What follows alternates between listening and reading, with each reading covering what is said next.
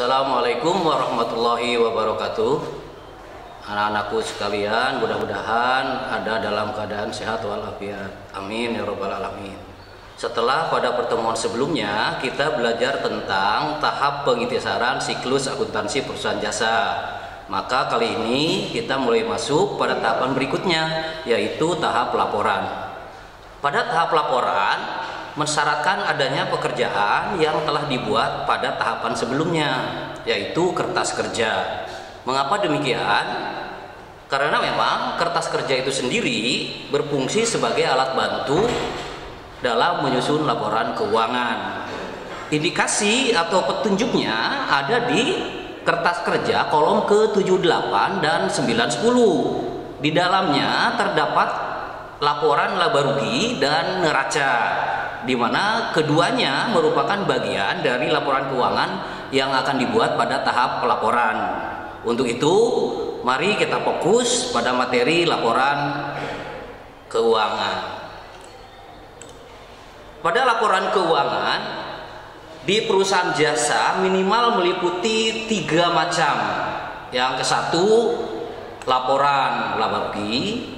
Yang kedua, laporan perubahan modal, dan yang ketiga, neraca.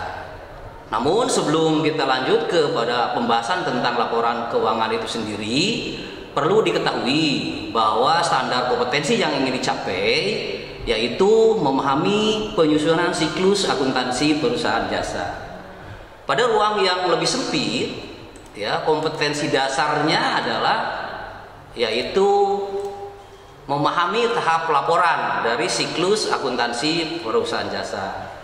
Sedangkan setelah selesai pembelajaran ini diharapkan tujuan pembelajarannya adalah yang pertama yaitu menyusun laporan laba rugi, yang kedua menyusun laporan perubahan modal, dan yang ketiga menyusun neraca. Ada baiknya sebelum kita mulai ke pembahasan tentang laporan keuangan itu sendiri, di sini ada kuis. Ananda bisa coba untuk mengukur sejauh mana pemahaman tentang materi laporan keuangan itu sendiri sebelum dijelaskan melalui tayangan ini. Caranya, Anda beri tanda checklist pada titik-titik yang sesuai. Misal nih, saya kasih contoh untuk nomor akun 113, nama akunnya perlengkapan, jumlahnya 1000. Anda kasih tanda checklist pada kolom laba rugi jika memang akun perlengkapan tadi masuk ke kelompok laba rugi. Checklist di kolom perubahan modal jika masuk ke kelompok perubahan modal, dan checklist di kolom neraca jika masuk ke kelompok neraca. Begitu seterusnya. Dicoba semuanya sampai dengan akun terakhir 513, biaya lain-lain jumlahnya 500. Silakan dicoba. Nah, setelah itu baru kita mau membicarakan tentang laporan keuangan itu sendiri.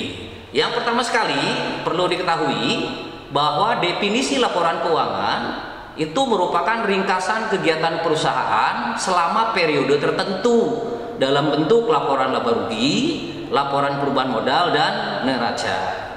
Sedangkan fungsi atau kegunaannya ada 2, ya. Yang pertama adalah sebagai bentuk pertanggungjawaban pengelolaan suatu perusahaan, dan yang kedua adalah sebagai dasar pengambilan keputusan bagi para pemakai laporan keuangan. Adapun struktur atau komponen atau bisa juga dikatakan isi dari laporan keuangan yang pertama, laporan laba rugi, itu akan meliputi yang pertama pendapatan-pendapatan, kemudian yang kedua biaya-biaya, dan yang terakhir laba atau rugi. Kemudian struktur atau komponen atau isi laporan keuangan yang kedua yaitu laporan perubahan modal, itu meliputi modal awal, kemudian laba atau rugi, kemudian tipe, dan yang terakhir modal akhir. Yang ketiga, struktur atau komponen atau isi laporan keuangan neraca. Neraca sendiri bisa disajikan dalam 2 cara.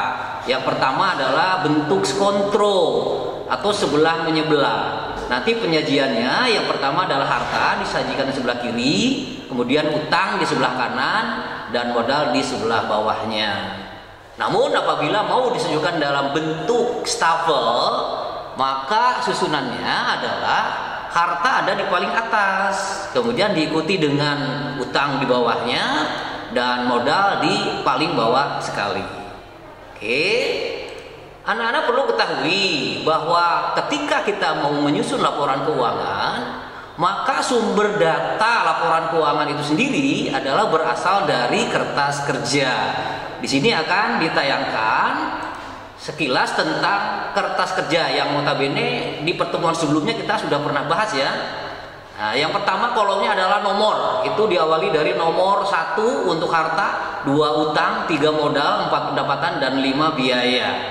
Nama-nama akunnya urutannya seperti itu: harta, utang, modal, tipe, pendapatan, dan biaya. Untuk kolom yang pertama, neraca saldo, kita abaikan di sini karena memang pembahasannya kan sudah selesai ya di pertemuan sebelumnya. Kemudian jumlah penyesuaian juga diabaikan karena sudah selesai pada pertemuan sebelumnya juga. Nah, kita baru mau membicarakannya di kolom neraca saldo disesuaikan. Nah, di sisi debit ya, kertas kerja kolom neraca saldo disesuaikan itu diisi dengan akun-akun harta, akun pripe, dan akun-akun biaya. Dijumlahkan ya, dijumlahkan. Kemudian ditotalkan. Baru kita catat di sisi sebelah kreditnya, di mana di dalamnya itu berisi tentang akumulasi penyusutan peralatan, utang-utang, dan modal perusahaan serta pendapatan ya, serta pendapatan. Dijumlahkan, subtotalnya sama dengan sisi debit, grand totalnya pun sama dengan sisi debit, karena memang di neraca saldo disesuaikan ini mensyaratkan jumlah kedua sisinya, yaitu debit dan kredit, harus dalam keadaan seimbang gitu. Nah, langkah berikutnya penyelesaian kertas kerja itu adalah langkah pengelompokan, yaitu kolom laba rugi. Nah, di kolom laba rugi di sisi sebelah debit itu diisi dengan akun-akun biaya, dijumlahkan. Kemudian baru dimasukkan akun-akun yang muncul di kredit, yaitu akun-akun pendapatan, dijumlahkan. Khusus untuk kolom laba rugi ini, pada awalnya sisi kredit jumlahnya tidak sama dengan sisi debit, karena memang pada konteks ini perusahaan menunjukkan bahwa pendapatannya adalah senilai 10 juta, sedangkan biaya-biayanya hanya 6.500.000 rupiah. Ada selisih. Nah, selisihnya itu simpan di sisi yang jumlahnya lebih kecil, karena data itu adalah merupakan laba yang diperoleh oleh perusahaan tersebut. Nah, baru setelah selesai itu baru dijumlahkan keseluruhannya, di mana kolom laba rugi pun sisi debit dan sisi kreditnya harus dalam keadaan seimbang, begitu ya. Kemudian yang kolom terakhir adalah neraca.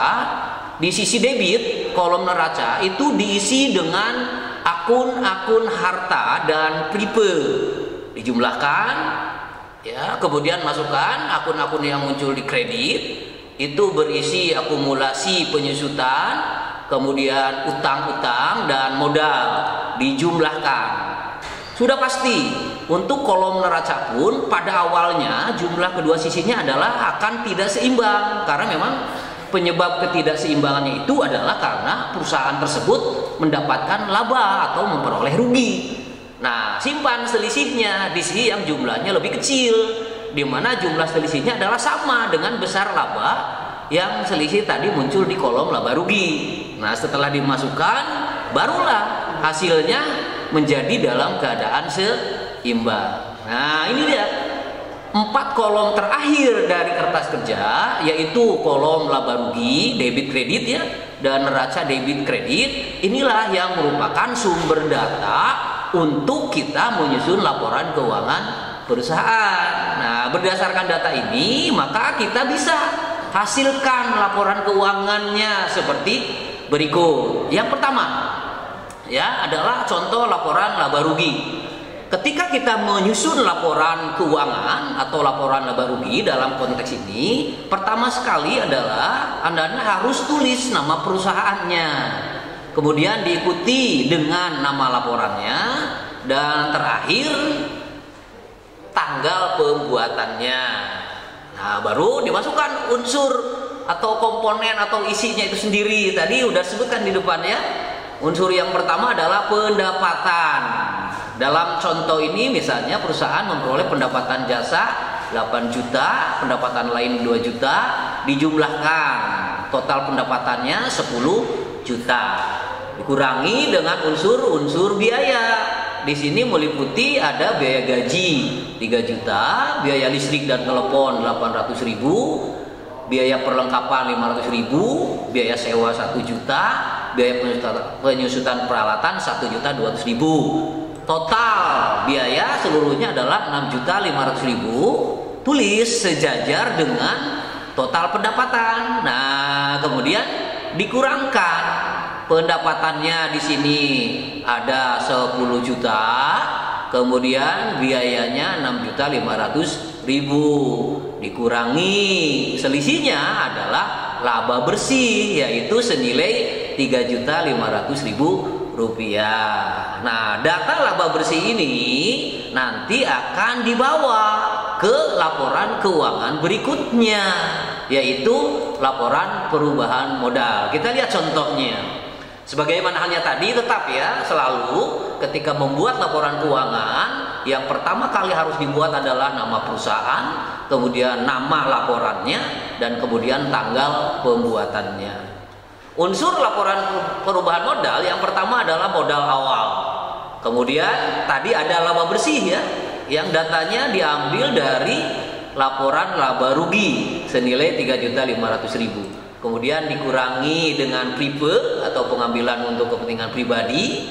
Nah, hasilnya adalah kalau laba lebih besar daripada pripe, maka akan terjadi penambahan modal.